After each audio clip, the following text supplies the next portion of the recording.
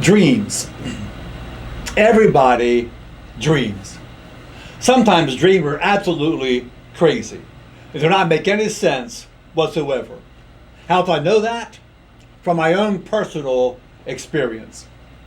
Recently I dreamed I was in a room.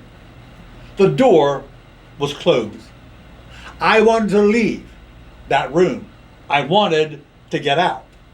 The door was not open. It was stuck. No matter how hard I pushed on that door, it would not open. I called for Kay, my wife, to help me.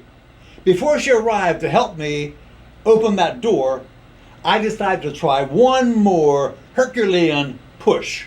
And I pushed with all my might. The door flew open, and I ended up on the bedroom floor. I literally fell out of bed. 1 minute I was dreaming, and the next minute I was sitting on the floor. Luckily, I did not hurt myself.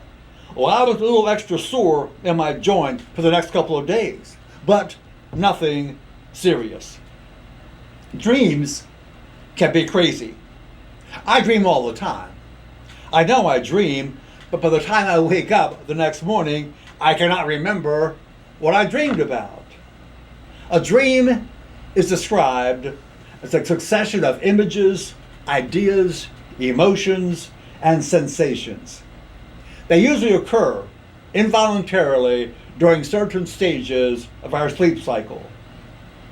A study says humans spend about 2 hours dreaming per night, and each dream may last between 5 to 20 minutes or so, although the dreamer may perceive the dream as being much longer than that. Dream interpretation was practiced by the Babylonians and even earlier by the ancient Sumerians. Dreams hold significance, important significance, all throughout Christianity, provide divine communication and spiritual insight. In the Old Testament, with Joseph had, I think I met a brother that had 12, and he had a lot of brothers.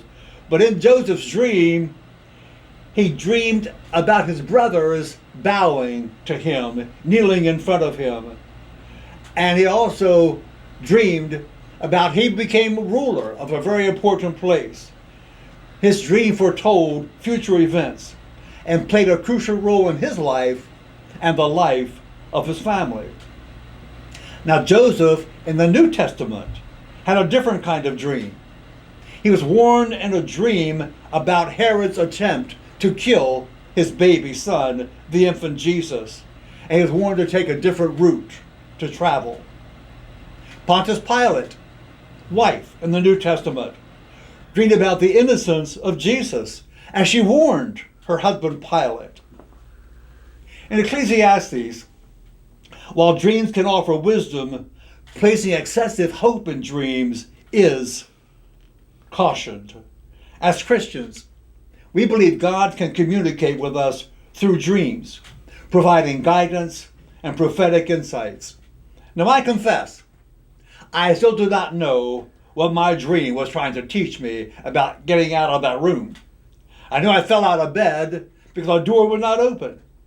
So I say, be careful how you dream.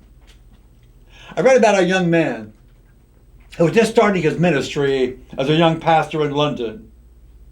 He went to an older pastor he knew and he asked him for advice.